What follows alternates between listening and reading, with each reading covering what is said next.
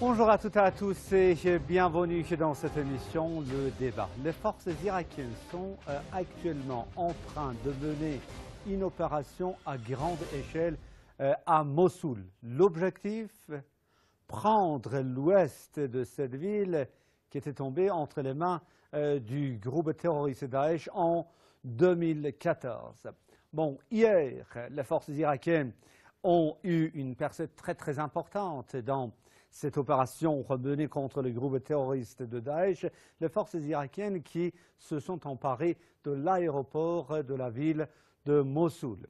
Et les forces irakiennes ont pris également, selon les dernières dépêches en provenance d'Irak, plus précisément de Mossoul, elles ont pris le contrôle d'un complexe militaire près de l'aéroport de Mossoul. Et selon encore les dernières dépêches qui viennent de l'Irak, les forces irakiennes sont entrées dans l'ouest de la ville et les forces irakiennes qui ont en fait pris certains endroits de l'ouest de la ville de Mossoul. Cette opération s'avère très importante et déterminante dans ce combat mené par les forces irakiennes contre ce groupe terroriste Daesh. On va vous en parler dans le cadre de l'émission d'aujourd'hui avec deux invités de marque.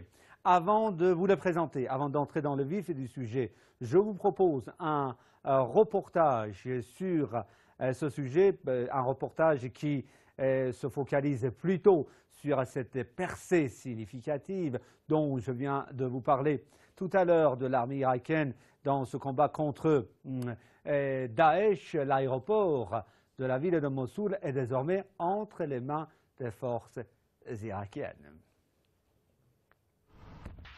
Les forces militaires irakiennes ont pris le contrôle total de l'aéroport de Mossoul, assénant un coup dur au groupe terroriste Daesh. Les forces de la police fédérale irakienne avaient lancé ce jeudi matin la deuxième phase de leur opération pour reprendre à Daesh la partie ouest de Mossoul a réussi à entrer dans son aéroport. La libération de cet aéroport intervient après que les militaires irakiens ont pu reprendre à Daesh mercredi 22 février la plupart des régions avoisinantes. L'armée irakienne essaie de transformer cet aéroport en une base pour achever son opération anti-Daesh et libérer d'autres zones encore occupées par le groupe terroriste. Les forces antiterroristes et les unités d'élite du ministère irakien de l'Intérieur sont passées jeudi matin à l'assaut de l'aéroport et du complexe militaire de Roslani, tout proche, a rapporté le porte-parole des forces antiterroristes, Sabah al-Nouman. L'aéroport et le complexe militaire, lequel comprend des casernes et des terrains d'entraînement et s'étend près de l'axe routier Bagdad-Mossoul, ont été occupés lors de l'invasion de Daesh en Irak en juin 2014. Merci beaucoup d'être avec nous pour cette émission. Le débat consacré, comme je viens de vous le dire tout à l'heure, à cette opération à grande échelle que l'armée irakienne, les forces irakiennes dans leur ensemble sont en train de mener contre les terroristes de Daesh à Mossoul, plus précisément dans l'ouest de cette ville. On va vous en parler avec deux invités de marque et j'ai le plaisir d'avoir avec moi au téléphone pour cette émission depuis Paris un juriste français spécialiste des questions internationales, M. Arnaud Devolé. J'ai le plaisir également d'avoir avec moi par Skype pour cette émission Le Débat depuis Paris un analyste des questions internationales, un analyste français des questions internationales, M. Pierre de Braque. Permettez-moi de les saluer tous les deux depuis Téhéran, capitale de la République islamique d'Iran. Et on va commencer notre émission avec M. Arnaud Devolé. M. Devolé, merci beaucoup d'avoir accepté notre invitation. M. Devolé, quelle est d'après vous l'importance de cette opération que l'armée irakienne est en train de mener actuellement contre le groupe terroriste Daesh, s'il vous plaît? Bonjour à vous et bonjour aux auditeurs, aux téléspectateurs. Alors l'importance, elle ne peut pas être sous-estimée. Il s'agit du fief, du bastion de l'État islamique, bastion duquel le chef de l'État islamique, M. al-Baghdadi, avait fait son discours en proclamant l'établissement de son soi-disant califat, il y a déjà 3 ans de ça. Et donc, proportionnellement et inversement à l'importance que cette ville revêt dans l'esprit des dirigeants de l'État islamique, il est certain qu'ils vont tout faire pour rendre la partie la plus compliquée possible pour l'armée irakienne et tous ses alliés.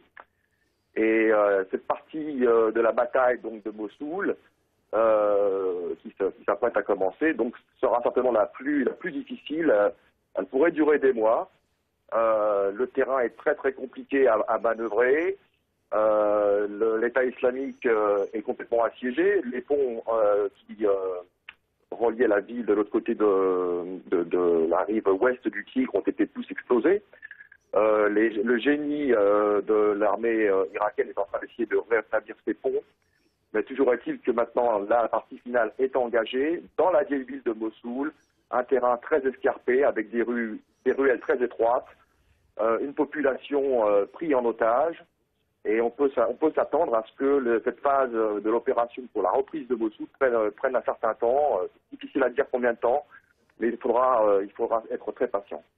Merci beaucoup. On va partir maintenant tout de suite on va rester toujours à Paris, mais on va en fait continuer à poursuivre notre débat avec l'autre invité de l'émission d'aujourd'hui, M. Pierre Debracq. M. Debracq venait d'entendre les explications de M. Devolé. M. Devolé qui dit qu'il ne faut pas sous-estimer cette opération menée par l'armée irakienne parce que cette opération est menée contre le bastion, le principal fief, autrement dit la capitale du groupe terroriste Daesh en Irak. Votre analyse sur ce sujet, s'il vous plaît. Bien, écoutez, bonjour à tous, bonjour à tous les téléspectateurs iraniens, français ou même plus largement francophones. Cette émission s'intitule Le Débat et suite à ce que je viens d'entendre de la part de M. Devolé, oui, il va effectivement y avoir un petit débat cordial. Car je considère que le bastion principal de Daesh n'est pas Mossoul, mais bien Washington. Et si vous voulez, par rapport à cette libération, entre guillemets, de l'aéroport de Mossoul, il peut y avoir plusieurs niveaux de lecture. C'est-à-dire que dans un premier temps, on peut effectivement se féliciter d'une défaite de Daesh. C'est une analyse primaire.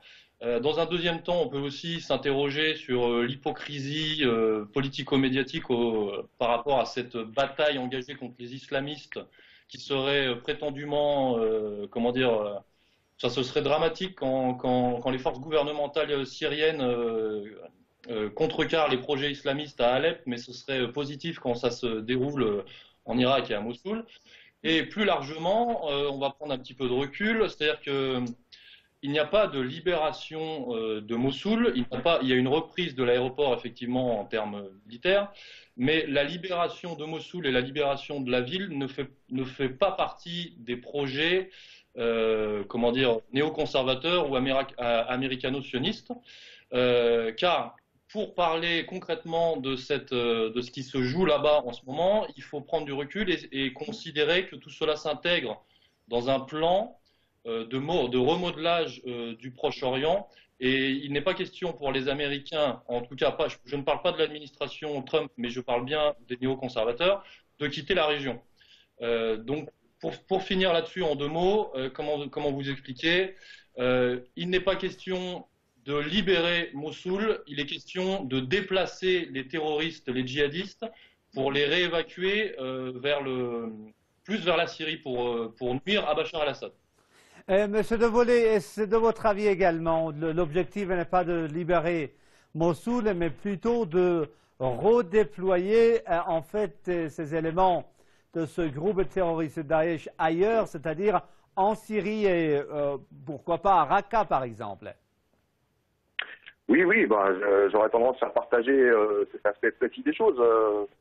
De toute façon, il est indispensable pour les forces irakiennes de reprendre la ville de Tel Halal, qui est une ville à l'ouest de Mossoul et qui est, en plus d'être sur le chemin de Bagdad jusqu'à Mossoul, permet aussi effectivement de faire véhiculer des éléments de l'État islamique vers Raqqa. Et on pourra s'attendre effectivement à une tentative de ces derniers d'évacuer un maximum de leurs combattants pour ensuite se consolider sur Raqqa. Toujours est-il qu'il ne faudrait quand même pas balayer d'un revers de main le gouvernement du président Abadi. Le président Abadi sait très bien ce qui se joue avec la libération de Mossoul. Il s'agit essentiellement de préserver l'intégrité territoriale et l'unité surtout de l'État irakien, et qu'à partir de là, les Américains, même s'ils gardent 50 000 troupes sur place depuis soi-disant leur retrait de 2011, politiquement, ce serait pas tenable pour eux d'empêcher l'État irakien central de Bagdad d'affirmer sa souveraineté sur l'intégralité du territoire irakien. Monsieur de Brague, vous dites que voilà, le principal bastion de Daesh ne se trouve pas, si vous voulez, à Mossoul, mais plutôt à Washington. S'agissant des autorités américaines, elles prétendent être en fait du côté du peuple irakien pour combattre Daesh, très particulièrement dans l'état actuel des choses à Mossoul. Les autorités américaines disent également avoir comme objectif de combattre ce groupe terroriste en Syrie. Par exemple, elles disent vouloir appuyer ces forces, appeler les forces démocratiques syriennes pour en fait libérer Raqqa. Les choses sont compliquées. Comment peut-on expliquer cette attitude contradictoire du côté de Washington alors? Il n'y a pas d'attitude contradictoire du côté de Washington. Si on considère encore une fois que Washington, c'est le principal refuge des néoconservateurs et des américano-sionistes, c'est-à-dire qu'ils tirent les ficelles des deux camps, et c'est bien la tragédie irakienne dans toute son ampleur. C'est-à-dire que les forces gouvernementales irakiennes sont effectivement soutenues par la coalition occidentale, par Washington, mais les terroristes islamistes de Daesh le sont également, que ce soit par des conseillers militaires, américains ou israéliens, ou par des livraisons d'armes. Et on le sait très bien. Donc, effectivement, il y a tout un tas de strates à analyser, et le gouvernement irakien essaye de tirer son épingle du jeu, machin. Bon, bref, c'est la géostratégie, c'est très compliqué. Mais si on remonte en haut de la pyramide, entre guillemets, on voit très bien qu'il y a un plan américano-sioniste qui est effectivement... le plan initial était de déplacer les terroristes de Mossoul et de les refouler vers Alep, pour faire tomber Alep. Or, depuis que l'intervention russe, etc., en Syrie, et la reprise d'Alep par les forces gouvernementales de Bachar el-Assad, le plan américano-sioniste tombe relativement à l'eau. Mais il est quand même question dans cette partie d'échec, car c'est une partie d'échec en temps réel, il est quand même question de créer ce qu'on appelle une principauté salafiste à l'est de la Syrie pour continuer à tenter de déstabiliser Bachar el-Assad. De la même manière que l'Empire joue sur les séparatismes, l'Empire essaye de jouer effectivement aussi sur les minorités kurdes pour installer une sorte de Kurdistan au nord de la Syrie. Tout cela, encore une fois, pour tenter de faire tomber Bachar et de continuer à avoir la mainmise sur cette région très importante d'un point de vue énergétique, notamment les intérêts gaziers, mais également d'un point de vue géostratégique. Et là, je parle particulièrement des intérêts d'Israël. Merci. Monsieur De Volé, vous venez de le dire, il ne faut pas en fait sous-estimer cette opération que l'armée irakienne est en train de mener actuellement contre le groupe terroriste Daesh. Monsieur De Volé, la libération de l'ouest de la ville de Mossoul signifiera la fin de la présence du groupe terroriste Daesh, au moins en territoire syrien. Est-ce que cela, d'après vous, peut ouvrir la voie si vous voulez, à aller de l'avant pour combattre efficacement, cette fois-ci, ce groupe terroriste en territoire syrien, Monsieur De Volé? Alors c'est une très bonne question, c'est une question un peu piégée parce qu'il y a un acteur dont on ne peut pas faire abstraction, c'est la Turquie. La Turquie qui essaie de s'implanter et en Syrie et en Irak en créant de facto une occupation militaire le président Abadi s'en est plaint à plusieurs reprises, mais la situation sur le terrain fait que la Turquie a encore des cartes à jouer, et je ne pense pas qu'en soi la libération de la vieille ville de Mossoul mettra un terme à ces obstacles qui, on pourrait penser, après la chute à la libération de la ville, mènerait à effectivement une action concertée pour reprendre ensuite Raqqa. À partir de là, voilà, je reste assez dubitatif sur le fait que le succès militaire de l'armée irakienne à reprendre Mossoul soit déterminant en soi. Il y aura d'autres éléments à prendre en compte, et la Turquie, malheureusement, reste encore une question à élucider tant qu'il joue plusieurs jeux en même temps à plusieurs niveaux. Merci. Là, vous soulevez en fait un point très très important, me semble-t-il. Monsieur De Braak, votre approbation, votre point de vue sur ce sujet également, selon Monsieur De Volé, il y a également des acteurs régionaux, en l'occurrence la Turquie, comme l'a dit Monsieur De Volé, également des acteurs internationaux qui ne souhaitent pas quand même une victoire, si vous voulez, définitive contre ce groupe terroriste, parce que quand même ce groupe terroriste sert les intérêts de certains acteurs régionaux et internationaux. Oui, j'acquiesce. Effectivement, Daesh sert à certains intérêts que j'ai bien identifiés dans les premières parties. Alors, effectivement, il y a pas mal d'intérêts géostratégiques et de grandes puissances qui sont investis dans cette région, et ça s'explique. Ce que je voudrais signifier, notamment pour revenir sur la bataille de Mossoul, c'est-à-dire que l'Iran et la Russie, eux ont joué le jeu pour véritablement bloquer et éradiquer Daesh par rapport à la bataille de Mossoul, en bloquant les issues de la ville. Alors que les Américains ont voulu laisser une seule issue, qui est effectivement celle de la route de Raqqa, pour permettre le transfert des djihadistes, comme je l'ai expliqué, vers la Syrie. Après, pour ce qui est question de la Turquie, c'est une inconnue, de la même manière que... je dirais pas que Trump est une inconnue, mais je dirais que la manière dont Trump va réussir à s'extraire de l'influence néoconservatrice en termes géostratégiques est également une inconnue, car il faut considérer que Donald Trump arrive dans un héritage géostratégique, dramatique et sanglant, laissé par les années Bush et Obama, bien sûr. Et Monsieur De Volé, s'agissant toujours en fait de la Turquie et de la région de Mossoul, on sait très bien que les Turcs sont allés jusqu'à envoyer, si vous voulez, leurs soldats dans cette région, ce qui a constitué un sérieux sujet de friction entre Ankara et Bagdad. Il faut alors, la question qui se pose est de savoir quelle est en fait la politique et quelle sera, autrement dit, l'attitude de la Turquie envers ce qui se passe actuellement à Mossoul quand même. Écoutez, c'était le président Erdogan qui déclarait il n'y a pas si longtemps que la Turquie avait des revendications historiques sur le nord de l'Irak et principalement Mossoul. Donc on serait encore revenu au temps du sultanat. Ça interpelle, et il est certain que la Turquie n'agirait pas de la façon dont ils le font à l'instant s'ils n'avaient pas reçu des assurances, certainement de la part des Américains.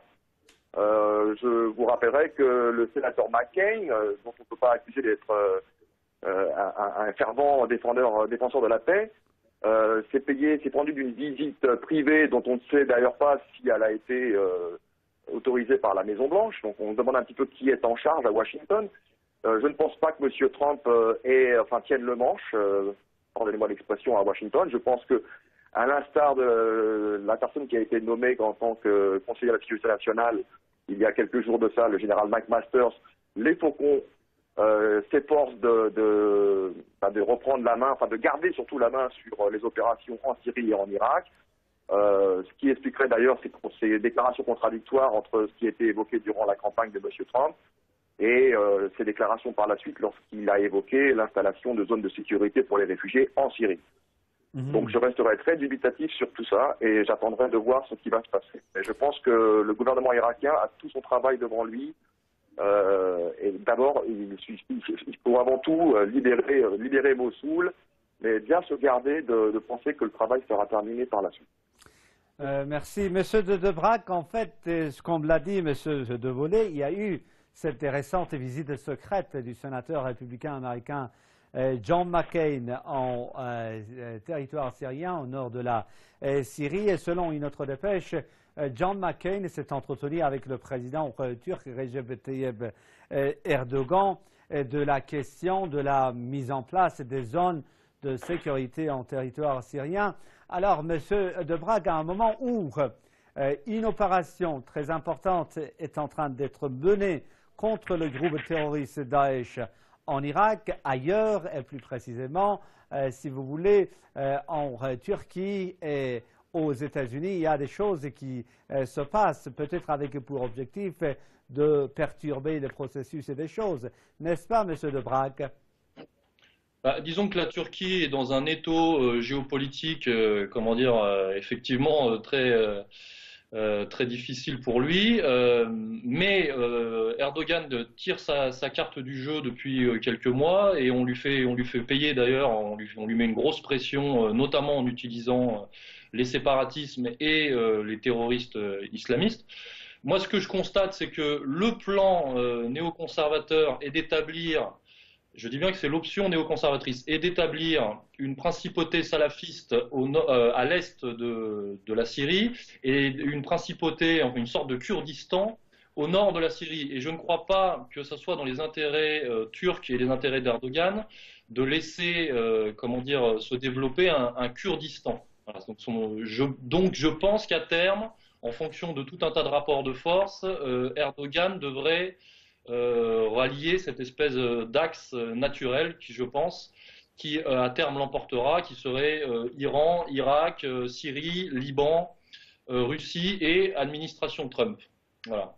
Monsieur de Volé, un autre grand perdant de cette lutte contre le terrorisme, c'est un autre pays de la région, l'Arabie Saoudite également. Les Saoudiens ont investi beaucoup ces dernières années pour faire tomber Bachar al-Assad, pour en fait réaliser leurs objectifs en territoire syrien. Et également, ils ont investi beaucoup pour mener à bien leurs projets en Irak également. Mais ils y ont échoué. Alors, les Saoudiens aussi se considèrent comme un grand perdant de cette opération contre le terrorisme. Alors, il y a ceux qui disent qu'il pourrait y avoir des tentatives de la part des Saoudiens, du régime saoudien également, pour perturber les choses. Est-ce votre avis également?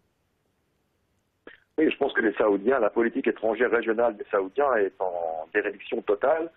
Leurs rêves de grandeur régionale sont anéantis par leur propre incompétence et leur propre sens d'arrogance.